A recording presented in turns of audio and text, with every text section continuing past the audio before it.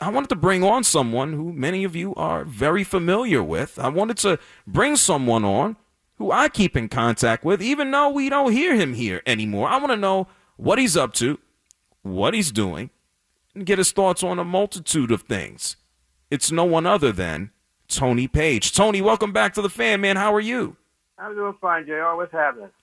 Oh, I'm good. So I guess the big question is, you and I, we talk, but for the people who are listening right now, what the hell are you up to? What you doing? Man, I'm enjoying retirement. It's been a little over 2 years now. I'm still writing for the Daily News and waiting for my agent to close a deal on a book. And I'm enjoying life. I'm having a good time, even these crazy times. I love it. I love it. Well, Tony, you talk about your work in the Daily News. I want to get into that. I know we got a big fight taking place tonight, heavyweight fight between Fury and Wilder. We'll get into all of that. I want to ask you kind of what we spoke about here in the first hour before you joined us. I looked at the New York sports scene, and then I took a look and I said, man, we have the resources, the money is there, but the athletes that come in, they don't seem to grind. We have more athletes that complain and whine, whether it's about the fans booing them or the amount of tension that they receive. What do you think is just going on with New York sports as a whole? Is it an issue with the athletes changing? Is it management? What are your thoughts? It could be all of the above. It's mainly New York sports teams are overrated right now. And I use the Yankees as a perfect example. And I like the Mets. I don't hate the Yankees. But you're bringing in guys to hit home runs, and that's not how the game is played. Because if Tampa gets to the World Series, you'll look like fools again. You got all these home run hitters. Analytics, you can throw it in the garbage. It's like that's not what wins games. It's not the money. It's the talent. It's the guys who can grind, as you say. It's like, oh, a boo-hoo, they're booing me. I don't want to play here anymore. Just shut up. You're making enough money. Just play the game. In baseball, for instance, with analytics, there's so much that's left in the toolbox. Oh, we don't want to do a bunt because that's gonna that's gonna give an out. Well, maybe you get a guy in scoring position, the next guy gets a lousy single, and now you got the lead. I always remember Billy Martin said, you want to get the lead early to put the pressure on the other team. If you're sitting in the back to hit home runs, you don't hit home runs, it doesn't make it. And because we're in New York and we've got we're the top media market and the biggest teams and the biggest names, that doesn't mean you're going to win. Like I always get a kick out of Garrett Cole when he pitched for Houston. He had a beard. Got to come to New York, you got to shave the beard. We're still in that mode. We can't have a beard in New York. Why? When's the last? No one's won a beard, and how many rings have you got? Tony Page is here with us. It's good to hear Tony back on the Fan. So in that regard, and that's a minor issue. We know where that dates back to. It dates back to the boss. Do you believe that the New York Yankees are antiquated in not just their rules, but also how they evaluate talent? Yes, because, the fastest guy on the team is a bench warmer in Tyler Wade. And when they brought up, it was a Gary Allen. I mean, look, I know everybody said how many times he's been released, but he made things happen. You look at the lineup of the Yankees, who could you count on to steal a base? I know no one's going to steal a base, but that's part of the toolbox that you should be able to use. And I use Stanton for a perfect example. Remember, when he hit his 59 home runs and won the MVP, he played 159 games. The next year with the Yankees, he played 158 games, and he started getting hurt. Well, he needs to play in the outfield. He's a baseball player because 5'2" players don't seem to exist anymore. It's hit with power. Average doesn't seem to matter. How many guys in the Yankees are batting under hitting 220? Run doesn't matter. Throw, if you're a pitcher, it's field, okay, maybe, but it's just hit home runs. I don't want to hear about launch angles. It's not important. What, you're going to get a contract because your launch angle is higher than anybody else? Who gives a damn about that? If I hit a home run and the launch and the miles off the bat is 54 miles an hour, who cares? I hear that. Well, that's not just a Yankees issue, Tony. That's baseball everywhere. Do you feel different about the game as it's played now versus, even 15 years ago, seemingly even 10 years ago? It seems totally different. If I was a young kid today, I'd want to be a pitcher so bad because all I got to go is 5 innings or 100 pitchers, and you're going to give me like $100 million. When people were talking about Garrett Cole and Jacob deGrom and how great they were. I said, let's clarify something, especially in deGrom. He is the greatest 7-inning pitcher I've ever seen in my life. Koufax went 9. Drysdale went 9. Gibson, Seaver, they went 9. Now, you could say, well, the game's changed. Why has it changed? Why did you change that? You saw what happened in the World Series last year. Snell is dealing, and I got to take him out. It's because it's the 6th inning and the third time through the order. I'm like, so, but how come Gibson could navigate that? How come Koufax? How come Seaver? How come Mel Stottlemyre could? That's one of my favorite pitchers of all time. But now it's like 100 pitches and I'm done. And what happens every year? They pull the pitchers early. The bullpens get burned out. You get into the postseason. Now you're asking pitchers to maybe go 7 or 8, which they can't do because the bullpen is burned out.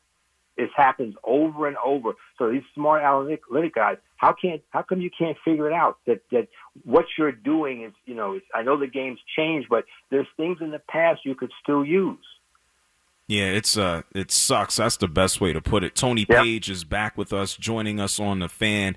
And the last time I was here a couple of weeks ago, I think we had that conversation on air. Not you and I, Tony, but maybe we had that in just between ourselves. But I'm kind of trying to weigh out, when you think about all of the information that's available and the resources to organizations as well as professional athletes, and then you look at like the rate of injuries and you look at the quality of play, you would think that more information would mean better product. But it seems that there's an over-reliance on the information as opposed to letting folks just go out and play. And that's really unfortunate. And I think that's all sports.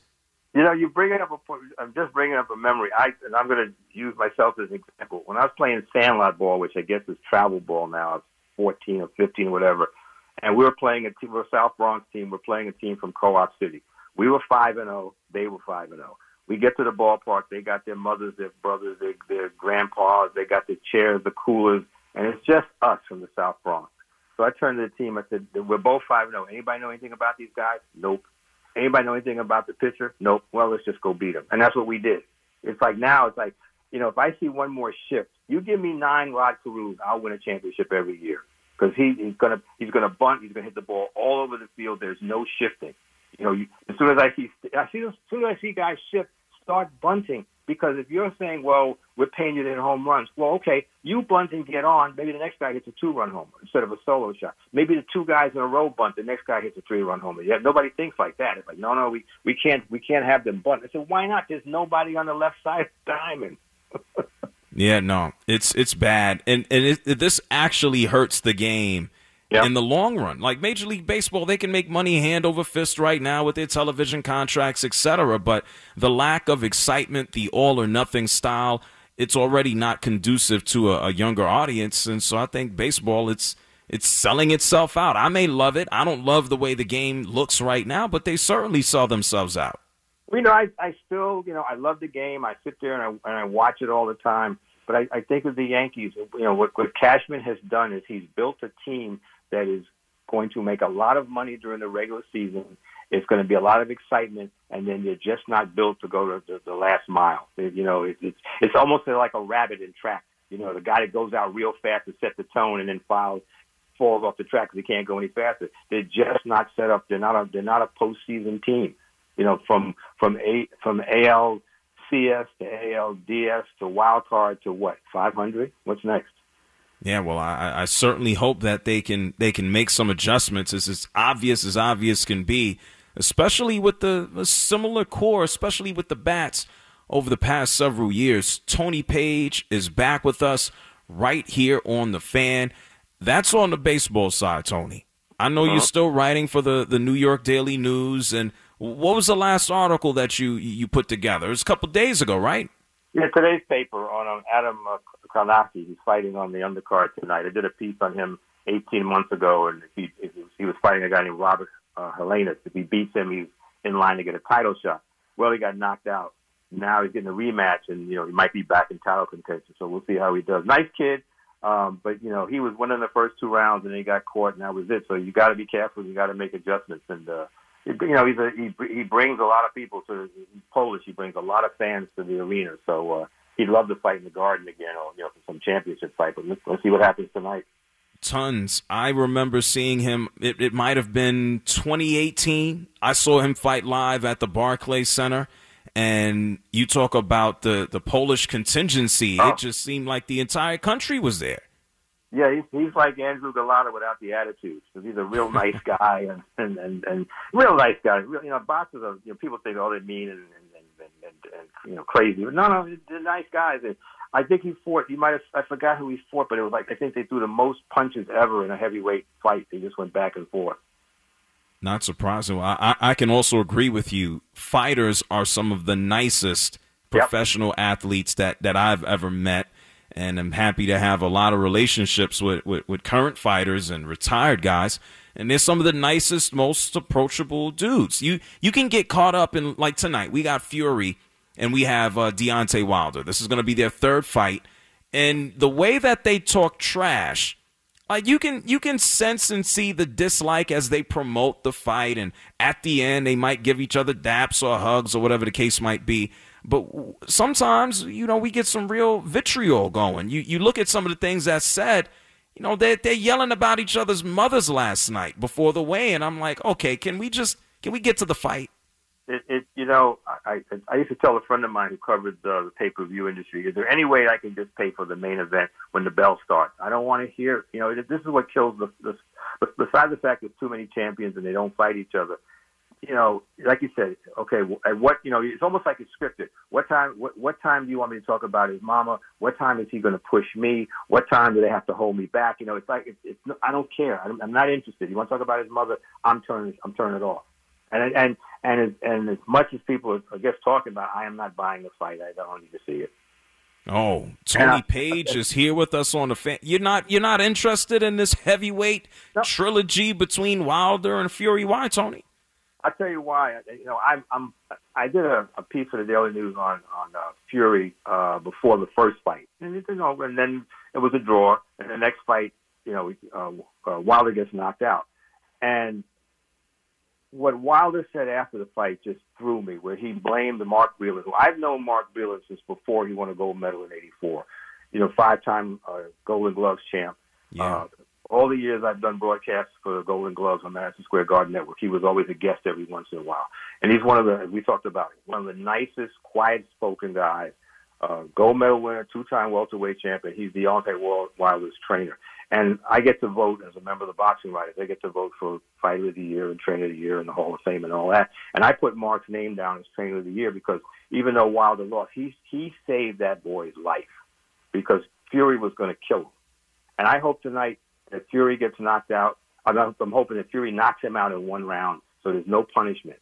Because when you start blaming other people, Mark didn't tell you to put on that 40-pound suit of armor to walk into the ring. And I think Fury was carried into the ring, so he saved all his energy. He was. He came in at 277, Fury. That's 4 pounds more than less. He's still outweighing him by almost 40 pounds. And Fury said something that made me laugh. Because when Wilder was going on and on about, Mark messed with my water and he messed with the gloves and he was giving you guys, information. And Fury said, wait a minute. Mark wasn't even in the room when we were wrapping the gloves. Your other trainer, Jay Dees, was in the room. So he's involved in the controversy too. And of course, Wilder got nothing to say. You lost because you're not mentally strong enough. You're almost 37 years old and all you got's a right hand. And now they said, well, we're going to use the left hand. Where's it been for 42, 44, 43 fights? And it just ticked me off that he would say something like that. A man of depth would say, I got my butt kicked, and I'm going to do my best to win the next fight instead of blaming everybody and, his 8 children and anybody else he wants to blame. Tony Page is back with us here on The Fan. It's the JR Sport Brief Show. Tony, I was at that fight. This was pre-pandemic, and I sat just right next to the tunnel. I had a view right there of watching a Fury be carried out, and then watching Deontay Wilder with his light up suit, watching him come out. And I'm cordial. I'm cool with Deontay. I've never had a problem with the guy. I like him personally, but yeah, there were a lot of excuses that just made me scratch my head and go, I watched you get your behind kicked. You got to take it and come back. So I'm interested in how this fight turns out. I've gone on record and have said I just expect more controversy. I don't think we're going to get a clean result. This is just the nature of the beast. This is the nature of boxing. I don't expect a clear winner. No, if Wilder gets knocked out, then that's the end of that. But if I was training Wilder, you can't teach an old dog new tricks. I mean, you're not using a jab after all these years. You're not going to use it. You're going to use your right hand. If I was training Wilder, I'd say, look, we're training for a 5-round fight. You just let it all go. You empty the tank, and if you ain't got him out of there in 5 rounds, you're not going to get him out of there. What are your thoughts about the state of boxing when we look at these celebrity fights? The image is ingrained in my brain of one of our own former New York Knicks, like Nate Robinson, sprawled out on the canvas. I'm like, what is this? And we have more. What do you think the boxing is like right now? Are you in favor of this, or do you hate it? Or no. In fact, there was what's the guy? I forgot his name. The basketball player, Lamar Odom. Thank you. He was actually going to fight Riddick Bowe in a fight. Now I'm like, look, Riddick Bowe is 53 years old, and Riddick Bowe was still a heavyweight champion of the world. He would kill him. I mean, literally kill him. And they waved that fight off. No, this is, these are people playing at boxing. They're going to get hurt. I saw a fight, and I don't know if anybody saw it. I saw it on YouTube or something. There was a bare knuckle fight. Now that right there should scare everybody. We're still doing bare knuckle fights. It was like some MMA circular ring in Mississippi of all places. And this kid, well, not kid, he was 8 and 16. He gets hit. He goes face first into the canvas and breaks his neck and dies 4 days later. Oh. And you've got these so-called YouTube influencers who think they know boxing, and I'm going to fight this guy, and I'm going to fight that guy, and I want to fight Floyd Mayweather, and I want to make a lot of money. Just please spare me. You are ruining the sport as it is. Boxing doesn't need any help to ruin itself. It can do it all by himself. But to bring these no talent bums into the ring to make a quick payday and have everybody talk about how great it is. No. So when somebody gets killed in a big time fight, watch it change everything. Okay. Well, Tony, they got to be in on it though. Like realistically, all things considered, it doesn't matter what the size difference is. You put Mayweather in the ring against a quote-unquote amateur. Like, all things considered, if Mayweather wanted to, he could maim this man. But he put on a show. When Holyfield fought the MMA guy in his last fight, and somebody asked me what's going to happen, I said, it's going to be over in less than a round. The referee is going to go in there and stop it because Holyfield should not be in there. And that's exactly what happened. You cannot have Holyfield die in the ring. He can get in the ring, but I'm going to stop it real quick, and that's what happened. And you're going to have the wrong matchup, and somebody's going to get hit the wrong way because they don't know anything about boxing. They trained for 2 weeks and they think they know it. And Nate Robinson, you want a rematch, Nate? Well, we know Nate doesn't want any more smoke. He might be face down on the canvas. Tony Page is here with us. This is kind of going to wrap us up, Tony, and it's great to have you back here on The Fan. When you think about just how professional sports has changed, and you look at the athletes who participate, and there's a little bit of a sideshow aspect to everything. There's a me aspect. There's a watch me. We got a little bit of it here in New York City as well. Does that turn you off? Have you seen a major change there? Have we left and can't put that back? No, it's. I think part of it has to do with the pandemic because writers aren't allowed to go talk to the players like they used to, and you could build up a rapport, even though you're covering them, and you have to, you got to cover the warts and the rainbows, if you will. But I think, it's all about me. It's all about, everybody. The one thing I always like, I want to win a championship. I want to win a championship. Well, duh. Everybody wants to win a championship. But, you might be Ernie Banks and never get to play in a World Series. But, so since I can't win it here, I'm going to leave and go somewhere else. I have to win a championship. Why?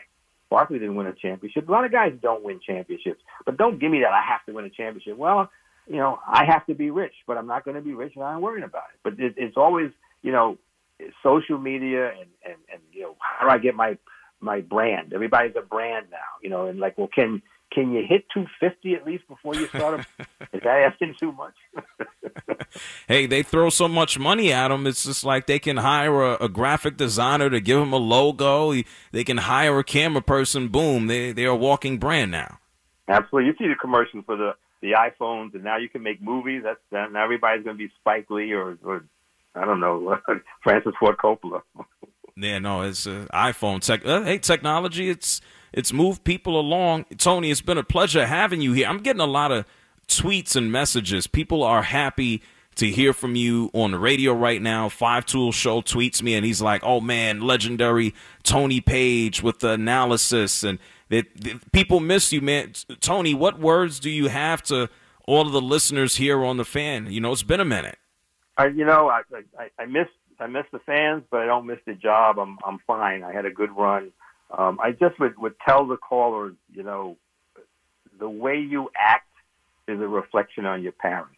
If you act like a jerk, then that means your parents didn't finish the job. So just, I mean, in this day and age especially, try and be a little kinder. I know that's asking a lot. Whether, you know, you don't, you know, Garrett Cole's a bum now. Well, you know, geez, okay, fine. If he wins the Game 7 of the World Series next year, now he's a hero. Well, which one is he?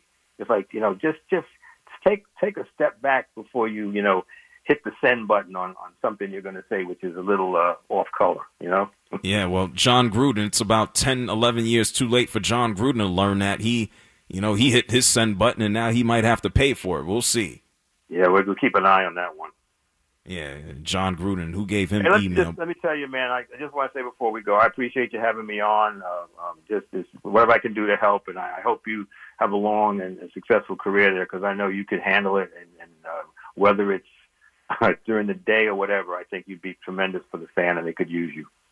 Oh, well, thank you so much, Tony. I appreciate you. Where can people keep up with you and everything that you're doing, your articles? Let them. You know what? I am not a Facebook, Twitter, or Instagram guy. It always seems to turn nasty, and I'm like, I'm a nice guy, but I don't want to get into that where I'm yelling at somebody. And you know, I'm not getting to that point where I'm talking about somebody's mother. That's okay. I'm good. I'll stay in touch with you, and you can tell everybody I'm fine. And I appreciate everybody's interest, but I'm good. I'm really happy, and health's good, and family's good. Everybody's fine. Beautiful thing. Well, Tony, thank you so much again for joining us. Keeping up with the flood of news every single day can be quite stressful. There is climate change happening. There's the pandemic, labor movements, Nicki Minaj's cousin's friend. Hi, I am Gideon Resnick, host of Crooked Media's What a Day. Each week, Travell Anderson, Priyanka Arabindi, Josie Duffy Rice, and I are going to break down the biggest news stories of the day in a way that hopefully doesn't always make you want to cry. New episodes of What a Day drop every weekday at 5 a.m. Eastern. Listen on Odyssey, Apple Podcasts, or wherever you get your podcasts.